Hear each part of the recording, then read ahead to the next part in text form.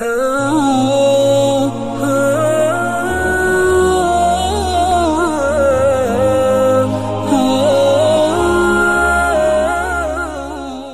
کے نیچے سبسکرائب کے بٹن پہ کلک کریں، بیل کے آئیکن پہ کلک کیجئے تاکہ ہر نئی ویڈیو کی نوٹیفیکیشن آپ کو ملے۔ قرآن مجید نے ایک واقعہ جو بہت اہتمام سے بیان کیا ہے وہ لوط علیہ الصلاۃ والسلام کی قوم کا واقعہ ہے اور کئی جگہ بیان کیا ہے۔ قرآن نے اس واقعے کی ابتدا یہاں سے کی ہے، هل اتاک حدیث ضیف ابراہیم المکرمین۔ ابراہیم علیہ السلام کے بھانجے تھے لوط علیہ السلام، جو ابراہیم علیہ السلام پر ایمان لائے، اللہ نے آپ کو بھی نبوت دی تو انہوں نے بھی ابراہیم علیہ السلام کے ساتھ ہجرت کر کے اپنے ملک کو چھوڑ دیا۔ اللہ نے لوط علیہ السلام کو ایک قوم کی طرف بھیجا، اس قوم میں جہاں شرک اور بت پرستی تھی، ساتھ ساتھ لڑکوں سے بدفعلی کی بیماری تھی، عادت پڑ گئی تھی ان کو اس برائی کی۔ لوط علیہ السلام کی قوم سے پہلے صدیوں تک اس کائنات میں یہ جرم نہیں ہوا، لوگ جانتے ہی نہیں تھے کہ یہ بھی کوئی برائی ہے، کیونکہ یہ انسان کی فطرت اس کو مانتی نہیں ہے، انسان کو اس طرف اللہ نے رغبت رکھی نہیں ہے، یہ جب تک کوئی باقاعدہ عادت نہ ڈالے بری پڑتی نہیں ہے، یہ خود سے پڑنے والی عادت نہیں ہے۔ جیسے چرس اور ہیروئن خود سے کوئی نہیں پیتا، جب تک کوئی آپ کو پہلی مرتبہ پیشکش نہیں کرے گا، فضائل نہیں سنائے گا، پہلی مرتبہ پئیں گے، بدبو آئے گی، کھانسی ہوگی، بولیں گے کیا گند پلا دیا، لیکن آہستہ آہستہ اس گند سے طبیعت کیا ہوتی ہے، مانوس۔ شراب بھی ایسے ہی ہے، بدبودار چیز ہے، شرابی کے منہ سے بدبو آتی ہے، لیکن انسان یہ سوچ کے بتکلف پیتا ہے کہ دیکھیں، کر کے دیکھیں ہوتا کیا ہے۔ تو یہ جو لڑکوں سے بدفعلی کا مرض ہے، اللہ نے مرد کی رغبت مرد کی طرف رکھی نہیں، عورت کی طرف رغبت وہ نیچر ہے، وہ فطرت ہے، وہ نیچر ہے، وہ ختم نہیں ہو سکتی، اور وہ ختم ہوگی تو یہ غلط ہے، تو اللہ نے پیدا کی ہے نا، وہ تو نیچر کا حصہ ہے۔ مرد کی طرف، لڑکے کی طرف رغبت ہونا یہ نیچر کا حصہ نہیں ہے، یہ بیماری ہے، یہ بیماری ہے، یہ گندگی ہے۔ اور یہ بیماری پیدا کیوں ہوتی ہے؟ وہی وجہ جو میں بتاتا رہتا ہوں، شادیوں کا رواج نہیں ہے، بالغ ہو جاتے ہیں، جب خواہش حلال طریقے سے پوری نہیں ہوتی تو کہاں منہ مارتے ہیں؟ جیسے ایک آدمی کو حلال روٹی نہیں ملے گی کھانے کے لیے تو کچرے میں سے جو ملے گا اٹھا کے کھا لے گا، تو یہی حال ہوتا ہے کہ گند میں منہ مارتا ہے اور پھر اس گندگی کی عادت پڑ جاتی ہے۔ بعض لوگ ایسے ہوتے ہیں جن کو بلوغت کے وقت ہی عادت ہوتی ہے اس کی، تو وہ لوگ ہوتے ہیں جنہوں نے دوسرے نے ان کو خراب کیا ہوتا ہے، کسی دوسرے نے جس کی عادت خراب ہو چکی ہوتی ہے اس نے خراب کیا ہوتا ہے اس کو۔ تو ہے یہ یہی کہ جب آپ فطرت سے دور ہٹو گے، نکاح سے دور بھاگو گے تو گندگی میں اللہ تعالیٰ شیطان کو آپ پہ مسلط کر دے گا، اور وہ شیطان آپ کو گندگی میں، بولو بھائی، ڈال دے گا۔ تو قرآن مجید میں آتا ہے کہ لوط علیہ الصلاۃ والسلام نے اپنی قوم کو سمجھایا، ہؤلاء بناتی، میری قوم کی بیٹیاں ہیں، ان سے شادی کرو۔ قوم نہیں ماننے والی تھی، تو اللہ نے اس قوم کو جب تباہ کرنے کا ارادہ کیا تو حضرت ابراہیم علیہ الصلاۃ والسلام کے پاس فرشتے آئے انسانی شکل میں۔ ابراہیم علیہ السلام کے بارے میں قرآن کہتا ہے کہ جیسے ہی فرشتے آئے ہیں نا، فما لبثا، ابھی ٹھہرے ہی نہیں، ان جاء بعجل سمین، بعجل حنیز، کہیں سمین ہے کہیں حنیز، موٹا بچڑا بھنا ہوا سامنے لا کے رکھ دیا۔ اب دیکھو میں نے بتایا تھا نا، قرآن کسی بھی واقعے کے کسی بھی پہلو کو بیان کرتا ہے تو بلا وجہ بیان، بھائی اللہ بتا دیتے فرشتے آئے ابراہیم علیہ السلام کے پاس، ان کو بیٹے کی بشارت دی، کافی تھا۔ جہاں بھی قرآن میں یہ تذکرہ آیا ہے، قرآن نے بچڑے کا ذکر لازمی کیا، اور یہ بھی ذکر کیا کہ جلدی سے لائے۔ فراغ الی اہلہ، گھر والوں پہ ٹوٹ پڑے کہ فوراً لو، فوراً لے کر آؤ، کھانا لے کر آؤ، مہمان آئے ہیں۔ اور ایک جگہ آتا ہے فلبثا، فما لبثا، بھی ٹھہرے ہی نہیں تھے کہ بھنا ہوا بچڑا حاضر۔ یہ کیوں بتا رہے قرآن؟ ابراہیم علیہ السلام کی سخاوت بیان کرنے کے لیے، خود غریب تھے لیکن کھانا بھی کیسا، بھنا ہوا بچڑا، کیا بار بار، بکرا نہیں ارے آپ مرغی سمجھ رہے ہو یار، بچڑا، سبحان اللہ۔ تو گائے کا بچہ ہوتا ہے نا، اس کو بچڑا بولتے ہیں، چھوٹا سا بچڑا پورا صحیح سالم تندور میں پکا کے سامنے۔ دمبے تو ہم نے بھنے ہوئے کھائے ہیں، بچڑا آج تک نہیں دیکھا، تو وہ سامنے رکھ دیا۔ فلما رأى أيديهم لا تصل إليهم، آپ کو پتہ ہے ایک آدمی مسافر بھی ہو، تھکا ہوا بھی ہو، اس کے سامنے تو مسور کی دال بھی آئے گی تو کھانا شروع کر دے گا. لیکن مسافر تھکے ہوئے دور سے آئے ہوئے ان کے سامنے اتنا زبردست بچڑا جس کو سن کے ہمارے منہ میں پانی آ رہا ہے تو دیکھنے والے کے منہ میں کیسا پانی آئے گا. لیکن ابراہیم علیہ السلام دیکھتے ہیں کہ یہ ان کا تو ہاتھ اس کے قریب جا ہی نہیں رہا, کیونکہ اگر آپ کا بالفرض پیٹ بھرا ہوا بھی ہوتا ہے تو ایسی چیز میں 2 نوالے تو انسان کھا ہی لیتا ہے. یار اتنی محنت سے اتنی زبردست چیز بنائی ہے, 2 نوالوں میں تو کچھ نہیں جا رہا, چکھنے میں تو کچھ نہیں جا رہا. لیکن قرآن کہتا ہے کہ ہاتھ بڑھائے بھی نہیں انہوں نے کہ چلو چیک کیا ہوتا, نہیں گلا نہیں ہے صحیح, مرچیں زیادہ ہیں ہم نہیں کھا رہے بھائی, یا ہمارا تو پیٹ بھرا ہوا ہے ڈاکٹر نے منع کیا, نہ نہ نہ کچھ نہیں. ہاتھ ادھر ذرا سے بھی حرکت, کیونکہ وہ فرشتے تھے نا, ان کے لیے پتھر تھا, پتھر لا کے رکھ دو کسی پہ کیا رغبت ہوگی. لا تصلوا الیہم, دیکھا ہاتھ بڑھ نہیں رہے ہیں تو نکرہم واوجس منہم خیفہ, وحشت ہونے لگی ابراہیم علیہ السلام کو اور ڈر لگنے لگا. کیوں؟ اس میں بھی سبق ملتا ہے. اس لیے کہ عزت دار لوگ جب کسی کے گھر جا کے کھا لیتے ہیں تو اس سے دشمنی, بولو بھائی, نہیں رکھتے. دشمنی رکھنے والا وہی ہوتا ہے کہ جب وہ دشمنی ہے تو پھر آپ کا احسان, بولو بھائی, نہیں لیتا. ان کو ڈر یہ ہوا کہ کچھ بھی نہیں کھا رہے ہیں تو کہیں نقصان پہنچانے تو نہیں آئے. یعنی یہ تو پھر مسئلہ کیا ہے, خراب ہے. ہمارے گھر کی چائے بھی نہیں پی رہا کوئی آدمی, ہمارے گھر کا کھانا بھی نہیں کھا رہا, دیکھ بھی نہیں رہا, تو یہ کس کی علامت ہے؟ دشمنی کی. اس سے ابراہیم علیہ السلام کے دل میں کیا پیدا ہوا, بولو بھائی, خوف, ڈر گئے یہ کیا ہو رہا ہے. اس سے یہ بھی پتہ چلتا ہے کہ پیغمبروں کے دل میں بھی خوف پیدا ہوتا ہے مخلوق سے.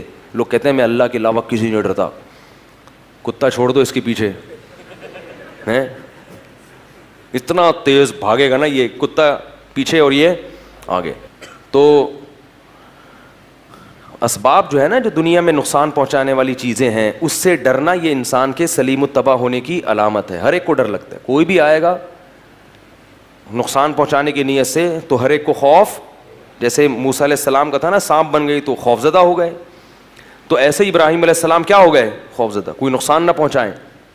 جب فرشتوں نے دیکھا کہ یہ خوف زدہ ہو رہے ہیں تو فرشتوں نے بتایا لا تخف, ڈریں مت, انا مبشروک بغلام علیم, ہم اللہ کے بھیجے ہوئے فرشتے ہیں, انسان نہیں ہیں. ہمارے سامنے اس میں تکہ مسالہ لگا دو, بریانی مسالہ لگا دو, ہمارے لیے کیا ہے, یہ پتھر ہے, کوئی فرق ہی نہیں ہمارے لیے. ہم تو فرشتے ہیں جو انسانی شکل میں آئے ہیں. اس سے بھی پتہ چلتا ہے کہ انبیاء عالم الغیب نہیں ہوتے, ان کو نہیں پتہ چلا, ہم فرشتے اللہ نے ہمیں بھیجا ہے. تو بتایا کہ ہم آپ کو خوشخبری دینے کے لیے آئے ہیں بغلام علیم, ایک علم والا بیٹا, یعنی اسحاق علیہ السلام بیٹا پیدا ہوگا, علیم, علم والا. تو ابراہیم علیہ السلام کی جو بوڑھی زوجہ تھی نا, وہ دروازے کے کنارے پہ کھڑے ہوئے باتیں سن رہی تھیں. اس لیے نہیں کہ تجسس, اس لیے کہ ان کو بھی ڈر تھا نا کہ پتہ نہیں کون مہمان آئے ہیں, میرے شوہر کی ظاہر ہے دشمنیاں بھی ہیں, کوئی نقصان نہ پہنچا دے. تو وہ دیکھ رہی تھی کہ کیا مسئلہ ہے. تو جیسے ہی انہوں نے کہا نا کہ ہم خوشخبری دینے کے لیے آئے ہیں کہ آپ کو بیٹا ملے گا, تو قرآن کہتا ہے فسکت وجہا, وہ بڑھیا نے نا ایسے ماتھا ٹھنکا ہے کہ ہائے ناس, یا ویلتا, ہائے بدبختی, الیدو وانا عجوز, میرے بچہ ہوگا میں بڈھی, وہذا بالی شیخ, اور یہ میرا میاں, اس کو دیکھو کیسے حضرت ابراہیم کی طرف ہادہ اشارے کے وقت بولا جاتا ہے, کیسے اشارہ کیا ہوگا نا, یہ میرا میاں کیا ہے, یہ بھی تو بوڑھا ہو گیا. کوئی عورت اپنے میاں کو بول دے بوڑھا, اس کو کتنا غصہ آئے گا نا. تو کہنے لگی میرے بچہ ہوگا, میں کیا ہوں, بڑھیا, وہذا بالی. دیکھو اشارہ کیوں کیا, وہ یوں کہتی نا میرا میاں تو بوڑھا ہے تو ممکن ہے کنفیوژن ہو جاتی, کہہ رہی یہ والا اس کی بات کر رہے ہو یہ میرا میاں یہ والا, تو یہ میاں کو تو دیکھو یہ کیا ہے, یہ بھی بوڑھا ہو گیا, اس کے بال دیکھو سر کے سفید ہو گئے. تو فرشتوں نے کیا کہا, اعتراض کا جواب نہیں دیا کہ ہاں یہ تو ہمیں بھی اشکال ہو رہا ہے, ہمیں بھی اشکال تو ہو رہا ہے. اب میں ہم اللہ سے دوبارہ پوچھتے ہیں کہ اللہ صحیح جگہ بھیجا ہے, انہی کو خوشخبری دینی تھی, کہیں غلط تو نہیں چلے گئے.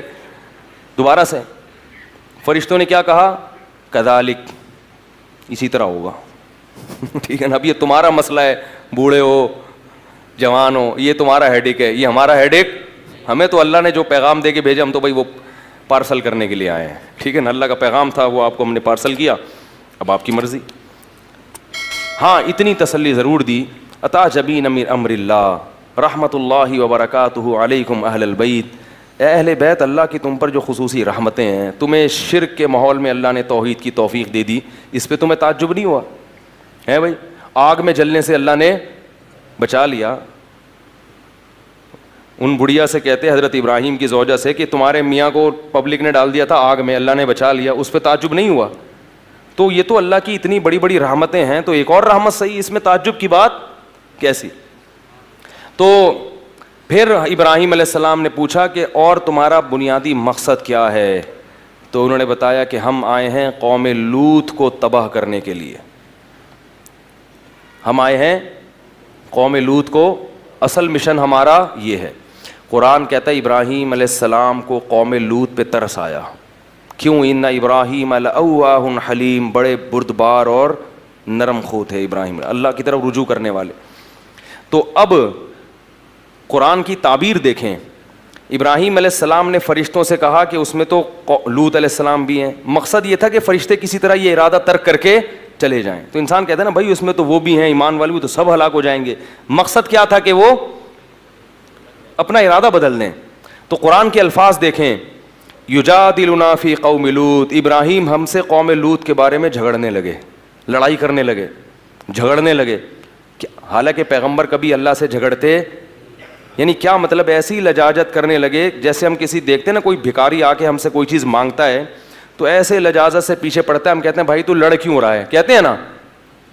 تو بعض دفعہ بہت زیادہ عاجزی, انکساری اور کسی کے پیچھے پڑنے کو بھی مجادلہ سے, بحث مباحثے سے تعبیر کیا جاتا ہے, حالانکہ وہ بحث نہیں ہوتی. تو یہ قرآن کی بلاغت ہے کہ ایسے اللہ سے مانگ رہے تھے کہ گویا اللہ سے کیا کر رہے ہوں, بحث کر رہے ہوں. تو اللہ نے فرمایا یا ابراہیم اعرض عن ھذا, اس بحث کو کیا کر, چھوڑ دے, اس بحث کو چھوڑ دے. انہ قد جاء امر ربک, تیرے رب کا فیصلہ ہو چکا ہے, یہ فیصلہ ٹلنے والا نہیں ہے. نحن اعلم بمن فیہا, ہمیں پہلے سے معلوم ہے کہ اس قوم میں کون ہے اور کون نہیں ہے, کس کو بچانا ہے کس کو ہلاک کرنا ہے, یہ ہم پہلے سے جانتے ہیں. حالانکہ وہ ابراہیم علیہ السلام کو بھی پتا تھا, اللہ جانتے ہیں, لیکن ابراہیم علیہ السلام چاہتے کیا تھے کہ یہ عذاب ٹل جائے. تو پھر وہ فرشتے لوط علیہ السلام کے پاس گئے, وہاں بھی ایسے ہی خوبصورت نوجوان لڑکوں کی شکل میں. جب لوط علیہ السلام کے پاس فرشتے آئے ہیں تو لوط علیہ السلام نے دیکھتے ہی کہہ دیا, وہ سمجھے کہ یہ انسان ہے, خوبصورت لڑکے ہیں, کہنے لگے ھذا یوم عصیب, آج کا دن بہت برا دن ہے, بڑا سخت دن ہے. لوگ تو مہمان کے آنے سے خوش ہوتے ہیں نا, خاص طور پیغمبر, لیکن قوم کیسی بدفعلی کی عادی تھی کہ کوئی بھی خوبصورت نوجوان لڑکا جاتا اس علاقے میں, لوگ اس سے بدکاری کی کوشش. یہ جس کو یہ گندی بیماری لگ جائے نا, اسے کوئی بھی نوجوان نظر آئے وہ اس پر گندی نگاہیں ضرور ڈالتا ہے. یہی گند اس عمل کے گندے ہونے کے لیے کافی ہے. لوط علیہ السلام کہنے لگے آج کا دن مجھ پہ بہت بھاری ہے. لوط علیہ السلام کی جو بیوی تھی وہ کافر تھی, اس نے لوگوں کو جا کے پیسوں کی لالچ میں کہ مجھے کمیشن ملے گا, پیسے ملیں گے, لوگوں کو جا کے بتا دیا, مخبری کر دی کہ میرے گھر میں کچھ خوبصورت نوجوان لڑکے آئے ہوئے ہیں. قرآن کہتا ہے وجاء اہل المدینۃ یستبشرون, شہر والے خوشیاں مناتے ہوئے آئے. لوط علیہ پیغمبر جو ہے نا مہمانوں کے معاملے میں بہت غیرت مند ہوتے ہیں, ہر غیرت مند آدمی مہمان کی بے عزتی برداشت نہیں کرتا. تو لوط علیہ الصلوۃ والسلام, ظاہر ہے پیغمبر سے زیادہ کون غیرت مند ہوتا ہے, ان کو یہ تھا کہ میری عزت ہے, یہ مہمان کس کی عزت ہیں, میری عزت ہے. تو جب ان کو پتہ ہی نہیں تھا کہ یہ فرشتے ہیں اور یہ سب چیزیں پہلے سے جانتے ہیں, وہ تو سمجھ رہے ہیں ان نون پرسن ہے, مسافر جیسے کسی کے گھر میں رات کو پناہ لے لیتا ہے, تو یہ بھی آ گئے. تو شہر والوں جب جمع ہو گئے نا, ان کے گھر کے باہر گھیراؤ کر لیا. کیسے بدبخت لوگ تھے آپ دیکھو. جب گھیراؤ کیا تو لوط علیہ الصلوۃ والسلام نے ان سے کہا کہ ہؤلاء ضیفی فلا تفضحون, یہ میرے مہمان ہیں, ان کو ذلیل, مجھے ذلیل مت کرو, کیونکہ ان کی ذلت کس کی ذلت ہے. دیکھو اس سے یہ بھی پتہ چلتا ہے مہمان کی عزت, مہمان کا بولو بھائی اکرام. غیرت مند لوگ کرتے ہیں مہمان کا اکرام, کہ اس کی بےزتی کر دینا گھر سے باہر لے جا کے, جب تک ہمارے گھر میں ہے بےزتی پر کیا ہے, پابندی ہے. تو فلا تفضحون، مجھے ذلیل مت کرو. تو وہ کیا کہتے ہیں قوم جواب میں؟ اولم ننہک عن العالمین، ہم نے کہا نہیں تھا کہ آپ اپنے گھر میں کسی کو گھسنے مت دو. آپ کو جب ہماری عادت کا پتہ ہے تو آپ کو ان کو گھر میں داخل ہی نہیں کرنا چاہیے تھا. لوط علیہ السلام نے کہا ہا اولائی بناتی، یہ میری قوم کی بیٹیاں ہیں، ان سے نکاح کر کے اپنی خواہش کو پورا کرو. تو قوم جواب میں کیا کہتی ہے؟ ما لنا فی بناتک من حق، ہمیں عورت میں کوئی رغبت. یہ بھی اس گناہ کی سزا ہے کہ جس کو اللہ نے پیدا کیا اس میں رغبت، بولو بھائی، ختم ہو جاتی ہے. یہ بھی ایک عذاب ہے. تو لوط علیہ السلام اب کیا کہہ رہے ہیں؟ لو ان لی بکم قوتا او آوی الی رکن شدید، کاش میرے بازوؤں میں قوت ہوتی تم سے مقابلہ کرتا میں، یا میرا کوئی قبیلہ ہوتا جس کو بلاتا اور میری مدد کرتا، کیونکہ کمزور قبیلہ تھا لوط علیہ السلام کا. کاش کوئی قبیلہ ہوتا جو اس موقع پر میری. اس سے پتہ چلتا ہے کہ انسان اپنے جیسوں انسانوں سے مدد مانگنا یہ توکل کے خلاف، بولو بھائی، نہیں ہے. اللہ کو بھی یاد کیا اور ساتھ ساتھ قبیلے کو بھی، کہ وہ ہوتے تو شاید میری مدد کرتے. کوئی بھی نہیں ہے تو میں کیا کر سکتا ہوں. قرآن کے الفاظ دیکھو، لعمرک انہم لفی سکرتہم یعمہون. اے محمد صلی اللہ علیہ وسلم، ہمیں آپ کی عمر کی قسم کہ وہ نشے میں ڈوبے ہوئے تھے. انہیں پیغمبر کے اس قسم پرسی کا ذرہ برابر بھی ترس نہیں آ رہا تھا. جب اتنی قسم پرسی دیکھی نا فرشتوں نے، لوط علیہ، پہلے نہیں بتایا، اللہ بھی تو آزماتے ہیں نا اپنے بندوں کو. جب یہ قسم پرسی دیکھی ہے تو فرشتوں نے کہہ دیا یا لوط انا رسول ربک، اے لوط ہم انسان نہیں ہیں، ہم رب کے فرشتے ہیں.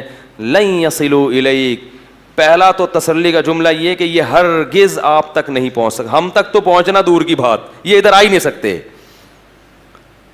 بہت طاقتور فرشتے ہیں ہم، بہت طاقتور، یہ یہاں پہنچ نہیں سکتے. اب کرنا کیا ہے؟ جو ہم کہہ رہے ہیں وہ کرنا ہے آپ نے.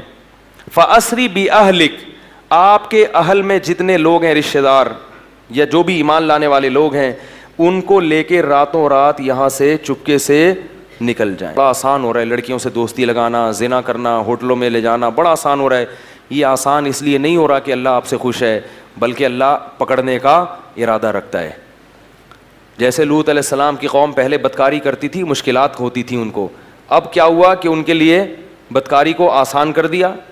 خوبصورت لڑکے آ گئے، وہ خوش ہو رہے، اب تو بڑا آسان ہے. تو وہ آسان نہیں تھا، اب ان کے لیے عذاب کی، بولو بھائی، تیاری. تو گناہ کا آسان ہونا یہ اللہ کی رحمت نہیں ہے، اور یہ اس کی علامت نہیں ہے کہ آپ کے اللہ تعالیٰ چاہ رہے ہیں کہ آپ مزے اڑائیں، بلکہ یہ اس کی علامت ہے کہ آپ دل بھر کے اڑا لو تاکہ اللہ عذاب، سخت سے سخت عذاب میں پھر آپ کو پکڑے. تو اس لیے اللہ سے یہی دعا کیا کرو کہ اللہ ہمیں گناہ کا موقع نہ دے، ہمیں موقع ہی نہ دے گناہ کا. اور ایسی جگہوں پہ بھی نہ جاؤ جہاں آپ کے گناہ کا دل میں خیالات پیدا ہوں. ایک آدمی نے فلم دیکھنے سے توبہ کی، سینما گھر میں عادت تھی. وہ مجھے کہہ رہا ہے کہ میں جب بھی وہاں سے گزرتا ہوں میرا دل چاہتا ہے گھس جاؤں سینما میں. میں نے کہا جب تم نے توبہ کر لی ہے تو اس گلی سے گزرتے کیوں، اس ایریے سے گزرتے کیوں، راستہ بدل کے کیوں نہیں چلے جاتے؟ گزر بھی وہیں سے رہے ہیں تو ظاہر ہے پھر تو شیطان خواہش پیدا کرے گا. چرس چھوڑ دی، ہیروئن چھوڑ دی، بیٹھ انہیں دوستوں میں رہیں جو چرسی ہیں، پھر خیال پیدا ہوگا. زنا سے توبہ کر لی لیکن لڑکیوں کے نمبر ڈیلیٹ نہیں کیے، گپیں اسی طرح لگ رہی ہیں، فلمیں اسی طرح بیہودہ دیکھی جا رہی ہیں، پھر گناہ کے خیالات پیدا ہوں گے. تو توبہ یہ ہوتی ہے کہ آپ ان تمام متعلقات کو ختم کر دیں. میرے پاس لوگوں کی کال آتی ہے نا، میری ناجائز دوستی تھی، میں کہتا ہوں اس لڑکی کا نمبر بھی ڈیلیٹ کر دو، نمبر بلاک کر دو، پھر بھی اگر نہ ہو موبائل توڑ کے پھینک دو. یہ موبائل تمہیں اللہ کے عذاب سے نہیں بچائے گا قیامت کے دن.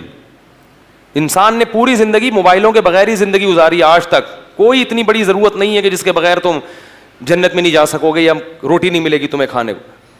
یہ چیزیں جہاں انسان کے لیے بہت مفید ہیں وہاں بہت زیادہ نقصان دہ بھی ہے. کوئی بھی چیز جو زنا کے قریب لے کر جا رہی ہے اس چیز سے میرے بھائی اپنے آپ کو بچانے کی کوشش کرو.